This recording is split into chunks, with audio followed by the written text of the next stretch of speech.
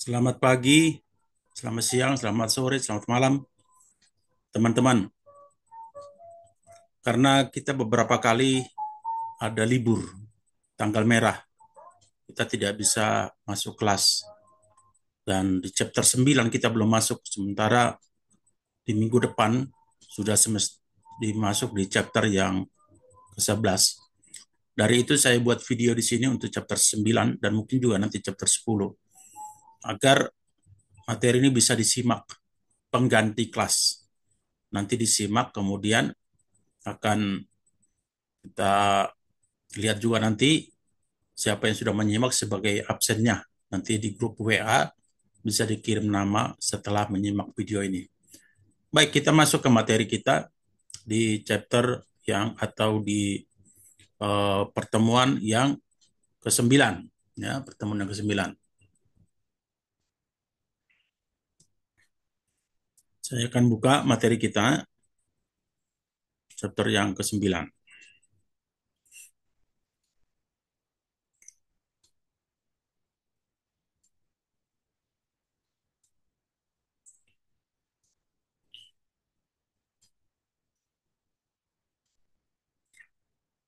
Baik, ini materi kita yang ke-9, yaitu biaya persediaan. Ya, tolong disimak dengan baik mengenai materi ini. Tentu persediaan itu membutuhkan biaya, ya. Lokasi tempat menyimpan itu ada biaya. Ya, kalau di rumah kita kan menyimpan barang sepertinya nggak ada biaya. Tapi kalau di gudang itu besar itu biaya di gudang. Kalau kami biasanya di freight forwarder, di logistik itu di Tanjung Priok, ya, di gudang di daerah Marunda atau gudang lain seperti di Cibitung dan juga ada yang di Karawang. Itu satu kubik itu per harinya itu bisa 0,50 dolar atau 50 sen, ya.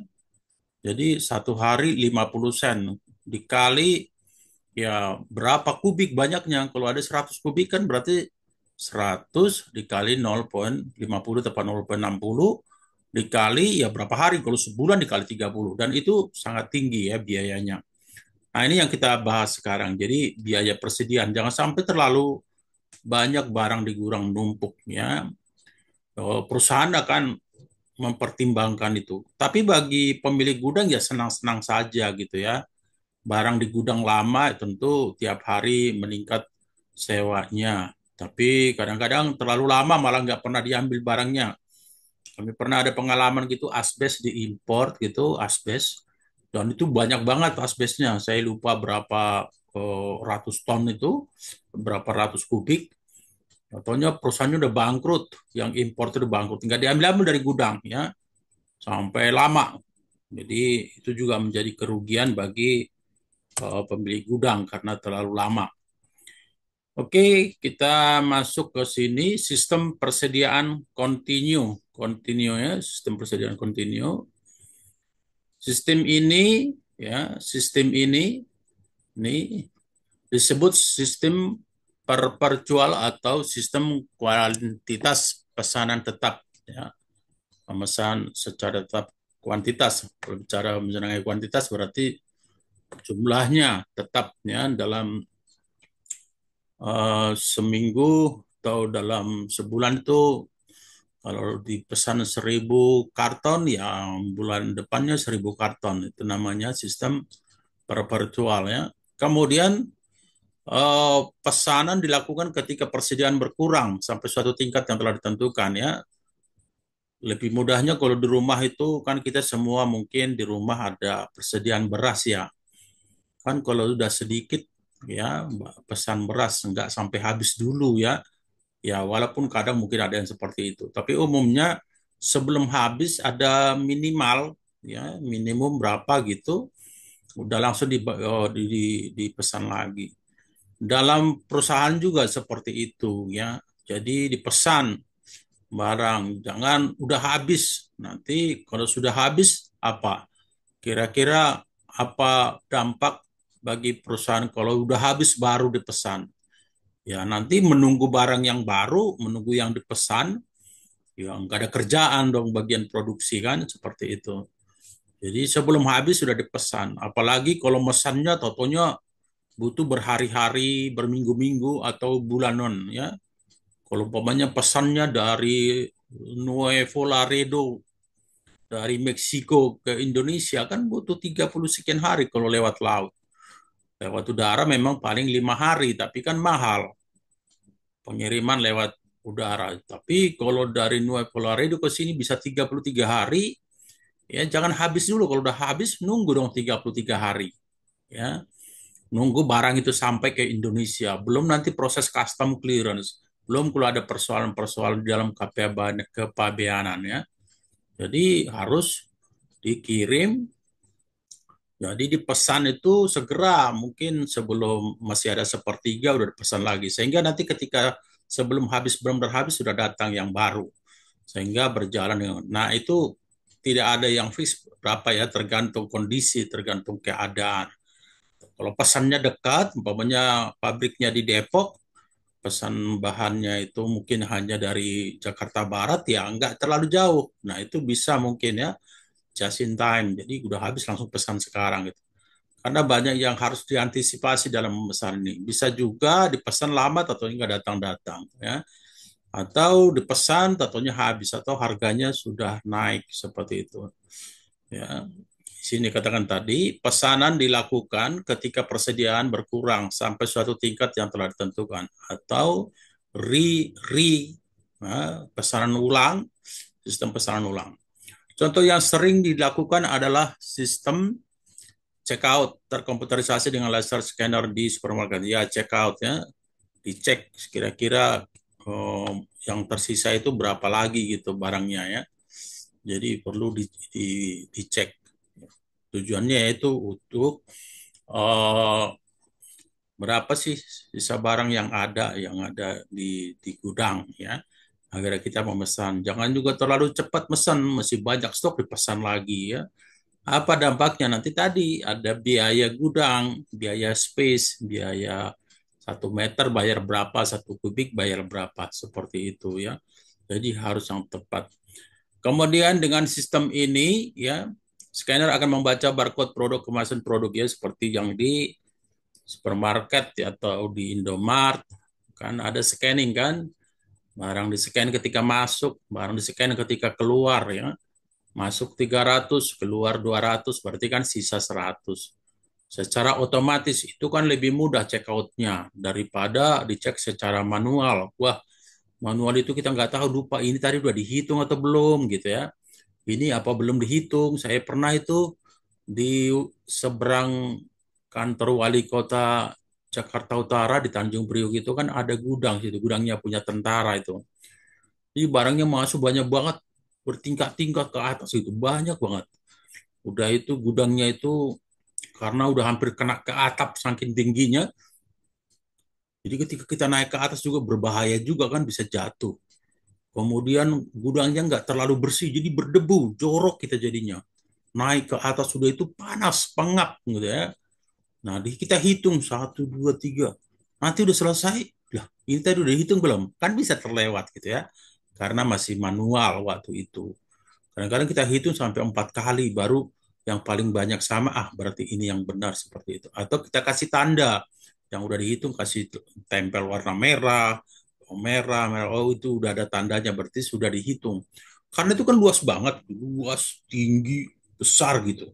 Jadi bisa benar-benar, karena saya alami sendiri, bisa kesulitan menghitungnya ya. Terus tak taunya bisa aja umpamanya dari luar kelihatan besar-besar, tak taunya di dalamnya kecil-kecil. Jadi bisa totalnya tidak sama dengan total yang ada di dokumen. Apa sih tadi sistem persediaan perperjual itu? Ya, ini perperjual ya, adalah metode yang digunakan untuk melacak atau mencatat tingkat stok. Tingkat stok berapa sih? Sisa stok itu berapa? Gitu, tingkat stoknya. Di mana setiap pembelian dan penjualan stok dicatat secara otomatis dan segera. Metode inventaris ini dilakukan secara berkelanjutan hingga diperbarui. Jadi dibuat berkelanjutannya, dibuat di sini katakan melacak, mencatat ya, harus dilacak sampai di mana, sisanya berapa, kapan kita pesan. Karena banyak juga yang berkaitan dengan pemesanan barang baru. Satu, ada tempatnya enggak gitu kan? Ada tempat barang itu enggak di gudang, jangan sampai gudangnya penuh. Ya, atau ada uang enggak membeli barang itu? Terus apa term of payment-nya, pembayarannya gimana? Ada kredit kah atau gimana ya? Kemudian ada yang disebut dengan sistem persediaan periodik, ya, periode berkala, ya, sistem persediaan periodik.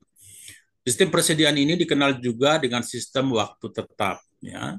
Persediaan dihitung pada interval waktu tertentu, misalnya tiap pekan.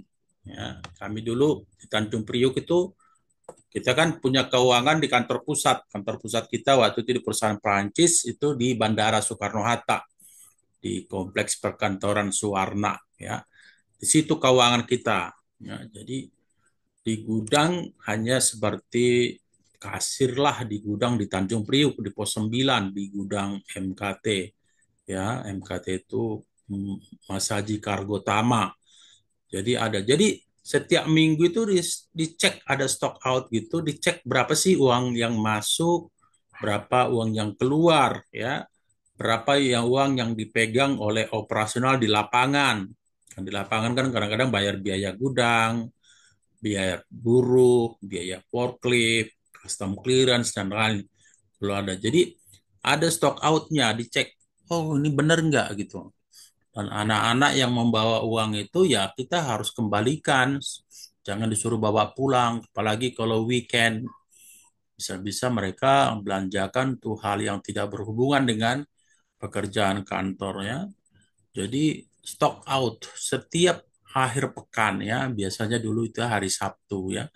Kalau nggak kerja hari Sabtu, karena kan sekarang kan banyak kantor yang tutup Sabtu, hari Jumat. Dilaporkan, ya ada kasus nggak pernah ada kasus. Jadi udah apa namanya didekati kasir gitu, kalau nggak salah sampai 25 atau 40 juta lupa saya, 32 juta, sorry 32 juta. Jadi dia mengajukan uang untuk katanya pengambilan barang, bayar sewa gudang dan lain-lain. Kasih masih cash ya. Jadi diambil uang, ya tak taunya dibawa kabur, ya. Tak taunya diberantem sama istrinya ditinggal, dia kabur ya. Sampai kita laporkan polisi. Saya disalahkan juga waktu itu menjadi branch manager ya. Kenapa tadi nggak ada apa monitoring katanya? Agak susah juga monitoring karena dia memang sah kok mengambil uang. Cuma uang itu nggak dibikin bayar gudang, tapi dibawa kabur hilang gitu ya. Oke, kemudian kerugian sistem ini adalah kurangnya pengendalian langsung ya, seperti yang tadi saya bilang. Susah dikendalikan ya, namanya orang bawa uang. Di gudang juga seperti itu ya. Kemudian contoh yang sudah dilakukan adalah pada toko kelontong, warung tradisional, dan rumahan. Perusahaan seperti Sosro, teh botol nih ya, Coca-Cola, melakukan sistem persediaan periodik pada warung-warung tradisional dan rumahan ya. Waktu kami dulu pernah ada perusahaan Filipin, restoran sebenarnya, tapi menjual minuman juga Coca-Cola. Itu hampir tiap minggu itu datang itu orang Coca-Colanya satu truk gitu kan. Saya masih kenal katanya di Coca-Cola itu nggak pernah bisa menjadi seorang manajer kalau dia nggak pernah orang lapangan yang antar Coca-Cola ke toko-toko, ke warung-warung ya. Di stok udah berapa yang pertama diantar, kemudian minggu itu tinggal berapa seperti itu. Bahkan mereka memberikan apa lemari, lemari es ya, lemari es gitu pendingin. Jadi Coca-Cola itu masukin lemari. Berikan juga yang besar itu Coca-Cola berikan itu. Jadi di situ masukin Coca-Cola ya. Tapi kadang-kadang kita masukkan juga yang bukan Coca-Cola. Padahal itu lemari esnya itu dari Coca-Cola. Tapi kita masukkan juga teh botol, aqua, dan lain-lain. Kadang-kadang orang Coca-Colanya jengkel gitu ya.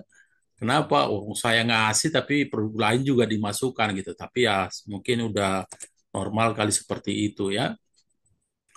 Ada yang disebut dengan model Economic Order Quality atau disingkat dengan EOQ ya, EOQ ya. Model Economic Order Quality ya.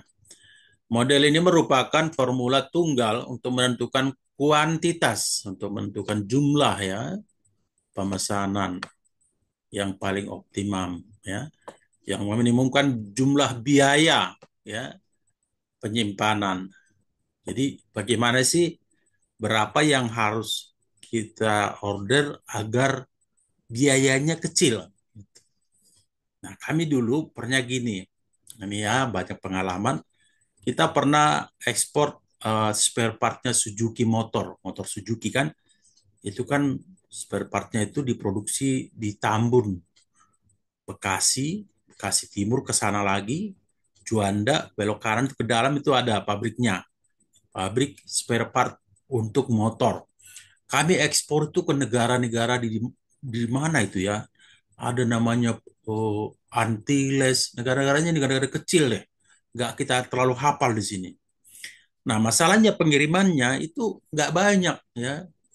Kadang-kadang ke negara ini 5 kubik, ke negara ini 2 kubik, negara yang lain 1 kubik, negara yang lain. Jadi umpamanya ada 5 negara gitu ya. Ada 2 kubik, 1 kubik, ada 3 kubik, macam-macam 5 negara.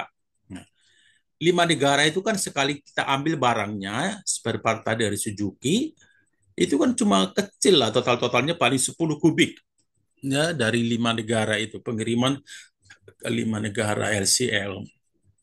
Kalau 10 kubik kan ya nggak usah lah pakai, kalau 5 itu 5 truk yang nggak usah. Walaupun apa namanya gudangnya beda-beda itu ya. Kalau pengambilan di satu di Tambun, pengambilannya di gudangnya Suzuki. Tapi pengantarannya di Tanjung Priok itu beda-beda gudang. Karena gudangnya ke Antilles, gudangnya ke Christchurch, gudangnya ke negara itu beda-beda gitu gudangnya, nggak sama semua ya. Nah, kami ambil sekali dalam truk, entah itu CDD atau CDE jenis truknya, yang muat mungkin sampai 15 kubik, kita ambil. Kita bawa ke Tanjung Priok ya. Nanti tujuan negara A dimasukkan ke gudang ini, negara B dimasukkan ke gudang yang lain, C, D, E seperti itu gudang lain. Nah, masalahnya kan waktu kami nagih, kan ada kan pick up charge ya, pengambilan barang kan itu kan dibayar. Jadi kita tagih dong ya. Nah, kita tagih 5 negara, 5 jenis barang, kita tagih 5 truk, 5 truk, ya kan? 5 truk gitu. Padahal truknya satu gitu ya. Jadi 5 truk negara A kita tagih, negara B kita tagih. Padahal satu truk gitu kan. Ya namanya pintar-pintar kita aja kan. 5 truk gitu kan. Jadi lumayan, padahal kita ngambilnya pakai satu truk, tapi ketika tagih 5 truk, lama-lama ketahuan sama Suzuki, oh kalian curang ya, katanya gitu. Kenapa? Lah, kita kan ngambil, kan bookingnya kan 5 negara, kita ambil juga kan gitu. Tapi lama-lama mereka nggak setuju, nggak mau, rugi kami, orang kali cuma satu truk lah. Tapi kan gudangnya beda-beda kita buat alasannya. Gudangnya Tanjung Priok kan gudang A, gudang B, gudang C beda-beda, nggak mau. Oke, untuk nextnya gini aja katanya. Kalian dalam satu truk, ya kalian tagih satu truk. Nah, ketika ada pengantaran ke gudang A, gudang B, tagih aja tambahan 100.000 satu gudang. Ya, additional delivery warehouse-nya di mana tambah 5. Nah, itu ketahuan kita ya. Ya kami bukan curang sih, kami cuma pinter aja gitu ya. Itu ya, jadi kami kan mengoptimalkan kan daripada 5 negara, 5 barang cuma dikirim kecil. Kalau kita kirim 5 truk, ya kan nggak jadi rugi kan? Bukan rugi sebenarnya, untung juga. Tapi lebih tadi di sini kan pemesanan opsional itu yang optimal gimana gitu kan? Jumlah itu truknya ya. Tapi mereka nggak setuju. Ya daripada 5 truk ya udah satu aja, tapi digabung-gabung, combine nanti baru ketika sampai di Tanjung Priok ada dikirim gudang A ini diturunin, tutup lagi truknya, kirim lagi ke gudang B, tutup lagi truknya seperti itu ya. Oke, asumsi model EQ ya, asumsinya permintaan apa nih? Permintaan diketahui pasti ya dalam kuantitinya. Jadi tahu pasti di kuantitinya berapa gitu.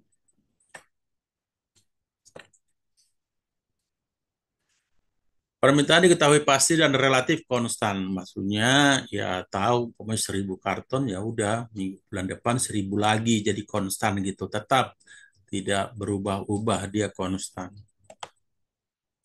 Kemudian kekurangan tidak diperkenankan ya kalau udah 1.000 jangan kurang-kurang, jangan lebih juga ya, pas-pas saja sesuai dengan order. Waktu tunggu sampai pesanan diterima konstan, waktu tunggunya juga konstan. Pokoknya memproduksi kursi mungkin 1.000 kursi itu sebulan, 1.000 kursi sebulan, jadi nggak beda-beda gitu ya. Jadi Jadi kita bisa memesan sesuai dengan apa keinginan dari konsumen kan, keinginan dari pabrik juga gitu. Kuantitas yang dipesan juga diterima sekaligus ya, nggak tambah-tambah, tapi langsung sekaligus saja. Oh, kamu aku pesan 5.000 minggu depannya 5.000 seperti itu. Jadi udah konstan gitu. Ini ada siklus EOQ-nya ya. Yang pertama di sini tentu ada ini Q-nya, kuantitinya ya.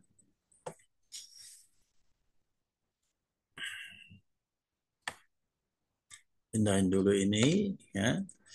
Ini kuantitinya, terus di sini ada waktu. Ya kan kalau memesan kita kadang gitu. Pesan makanan gitu, berapa piring kan seperti kuantitinya. Terus berapa lama ya waktunya memesannya ya. Kan nggak sama kalau pesan nasi goreng kan diolah dulu kan. Nasi goreng itu digoreng dulu segala macam sampai jadi butuh waktu kan. Tapi kalau makan di warteg, makan di warung Padang biasanya enggak, datang kita udah siap tinggal disajikan dan disantap seperti itu. Nah, produksi juga seperti itu. Tentu ada berapa jumlahnya, terus berapa lama. Tadi kalau jumlahnya perlu, iya, jangan terlalu banyak, jangan terlalu sedikit, ya, memesan. Ya, sesuai dengan kebutuhan. Kalau banyak yang dipesan, tentunya numpuk di gudang, biaya. Kalau sedikit dipesan, nanti tiba-tiba habis. Nanti kalau habis, ya, bagian yang lain tidak bisa kerja lagi kalau barang bahan bakunya habis.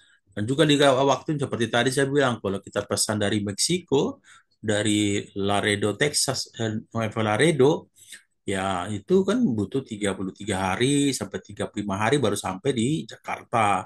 Tapi kalau hanya di Jakarta Barat kan cepat. Nah, karena bisa ketahuan dong. Kalau kita pesan dari apa Meksiko tadi ya berarti kan harus pesan jauh-jauh hari kan. Kalau yang di Jakarta Barat ya bisalah lebih cepat ya. Di sini tetap apa namanya pemesanan ulang atau reorder ya. Reorder pemesanan ulang di sini garisnya ya, ulang. Maksudnya pesan pertama, pesan kedua, ketiga kan berulang gitu. Terus tingkat permintaan gimana sih? Penjualan itu gimana? Laku nggak? Kan makin laku penjualan, makin banyak dijual kan kuantiti semakin banyak kan.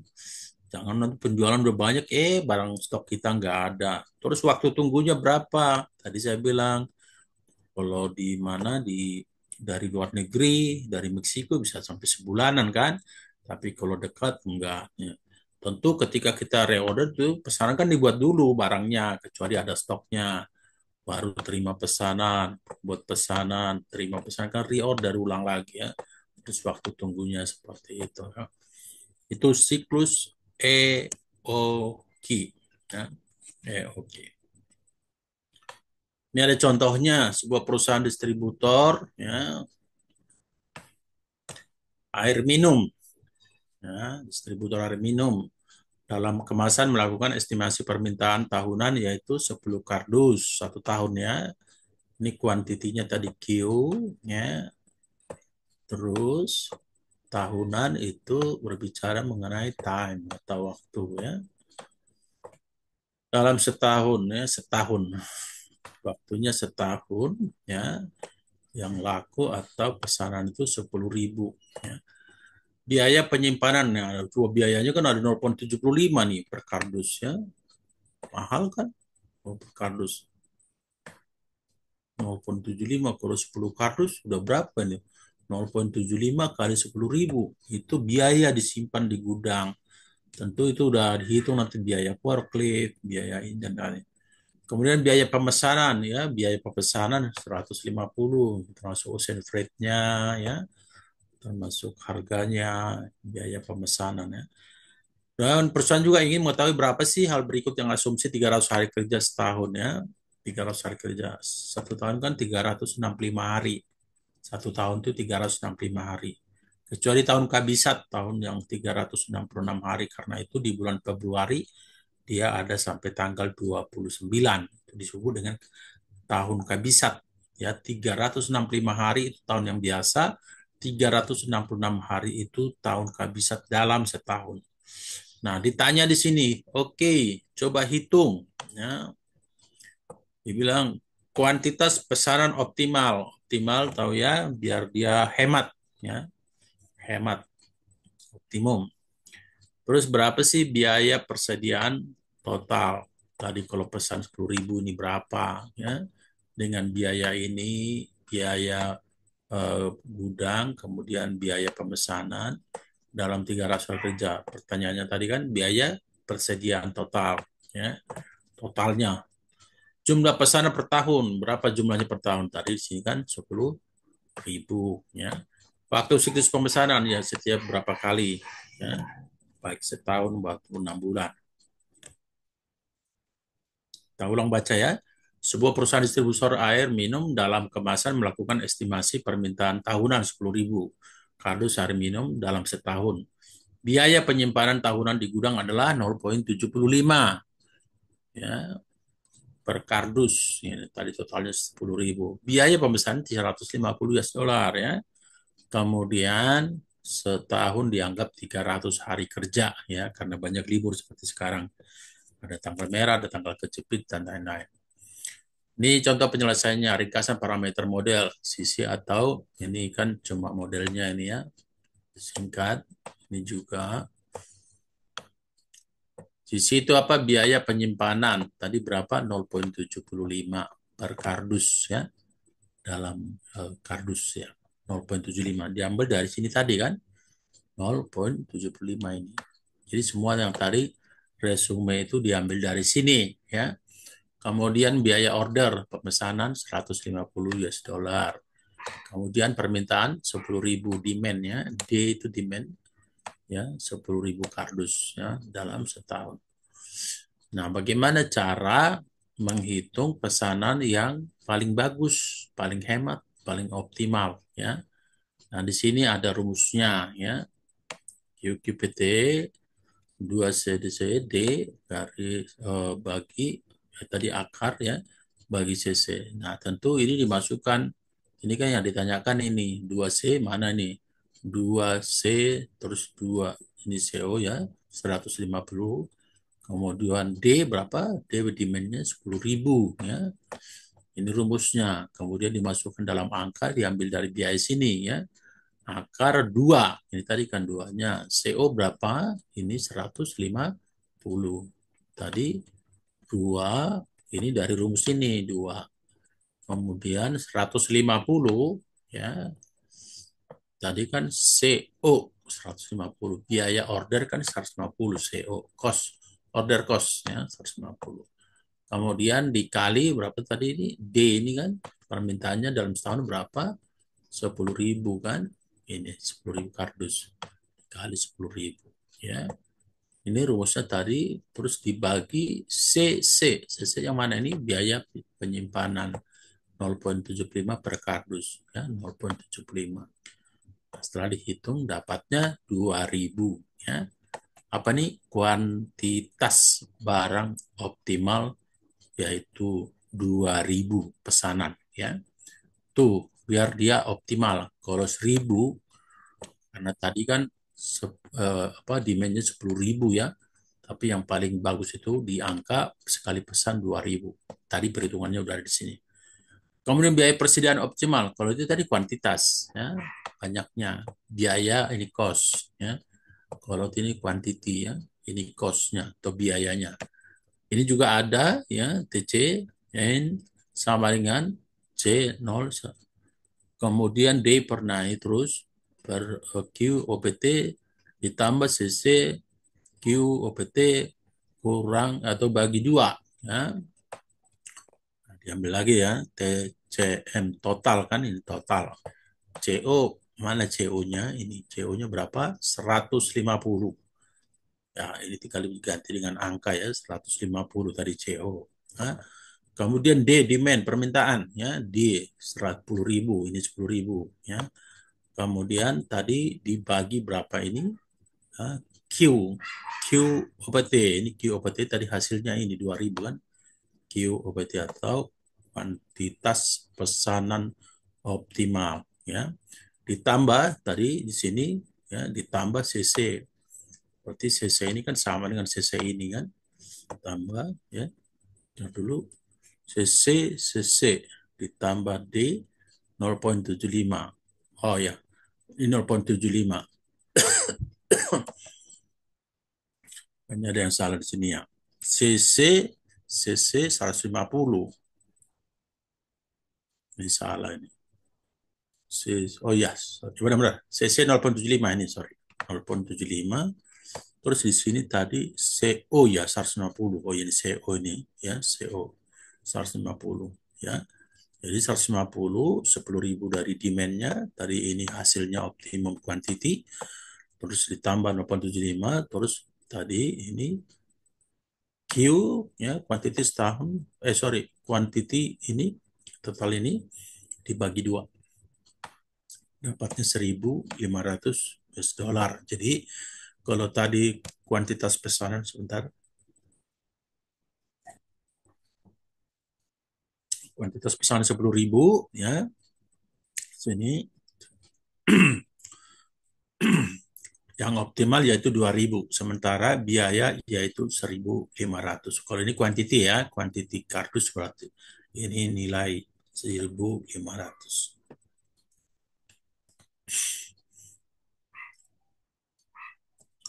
Oke, selanjutnya penyelesaian kedua, jumlah pesanan per tahun. Tadi 10.000 ya. Jumlah pesanan per tahun yaitu 10.000 dibagi Q optimum, quality kan. Optimal 2.000 ya. Tadi kan quality optimum ini 2.000 ini ya. Nah, jadi sama dengan 5 ya jumlah pesanan. Kemudian waktu siklus pesanan ya, waktu siklus pesanan 300 tadi kan 300 hari ya per tahun dibagi ini. Nah, kemudian dapatnya 60 hari. Jadi setiap 2 bulan 60 hari pesan lagi yang baru. Oke, ada model EOQ dengan diskon kuantitas. Ya, ada diskon kuantitas ini nanti dibaca aja. Ada penyelesaiannya di sini, bisa bisa juga dilihat di YouTube yang lain ada. Kemudian tadi ini juga jumlah penyelesaian sebagai contoh. Baik, sampai di sini video kita untuk chapter yang ke-9. Saya harap teman-teman jujur ya, mulai jujur karena ketidakjujuran itu nggak ada artinya gitu ya. Nanti kamu mau tidak jujur sampai kerja, nanti kamu dipecat, PHK. Kalau kamu tidak jujur pasti kurang bagus. Jadi tolong dari menit pertama sampai menit terakhir dibaca, disimak dengan baik, buat catatan-catatan kecil agar paham ya. Sekali lagi agar paham. Nanti ketika ada pekerjaan di bagian pergudangan biar tahu ya, biar paham. Sekarang dipelajari bukan nanti. Ya nanti mungkin masih ada dipelajari tapi tinggal sedikit. Jangan benar-benar nol. Baik. Terima kasih ya. Selamat pagi, selamat siang, selamat sore, selamat malam. Sampai bertemu nanti kita di kelas lagi. Selamat siang dan semoga kita dalam keadaan sehat. Amin.